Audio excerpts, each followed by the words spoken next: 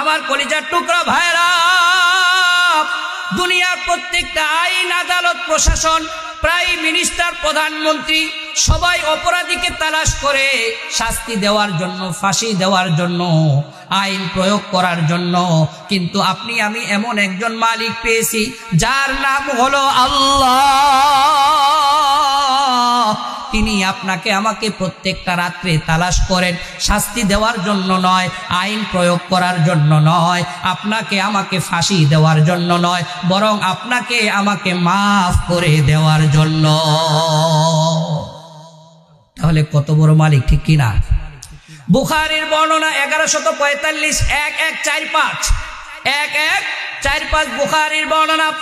বিশ্বনবী সাল্লাল্লাহু আলাইহি ওয়াসাল্লাম বলেন, ইয়ানজিলু রাব্বুনা তাবারাকা ওয়া তাআলা ইলা সামাঈদ দুনিয়া কুল্লা লাইলাতিন হিনা ইয়াবকা সুলুসুল লাইল।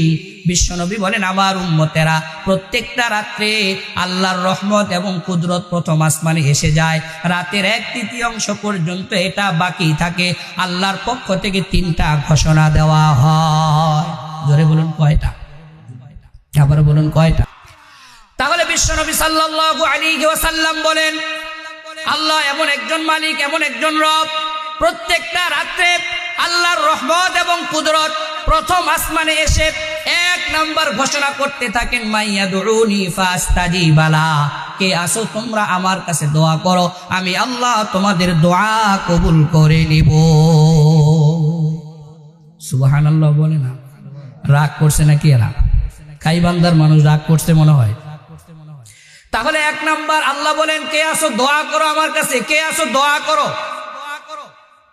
2 নাম্বার আল্লাহ বলেন, মাই ইয়াসআলুনি ফাউতিয়া। কে আসো আমার কাছে চাও, আমি আল্লাহ দিয়ে দিব। দুনিয়ার মানুষের সিস্টেম আর পদ্ধতি কি? 1 দিন, 2 দিন, 3 দিন, এই 3 দিন আপনাকে আমাকে দিতে পারে, কিন্তু 4র্থ দিন গিয়ে যদি চাই তাহলে সে মুখ ফিরায় নেবে। কথা বলুন ঠিক কিনা? সে বলবে যে না না, আর তুমি কি অন্য মানুষ চোখে দেখো না, শুধু আমাকেই দেখো, না আমি দিতে পারবো না। কিন্তু আপনার আমার রব এমন একজন রব, দুনিয়ার মানুষের কাছে চাইলে রাগ করে, আর আল্লাহ এমন একজন রব যেই রব না চাইলে রাগ করে। সুবহানাল্লাহ। বিশ্বনবী সাল্লাল্লাহু আলাইহি ওয়াসাল্লাম বলেন, আবু দাউদ শরীফের বর্ণনা, মান লাম ইয়াসআলিল্লাহ ইয়াগদাব আলাইহি।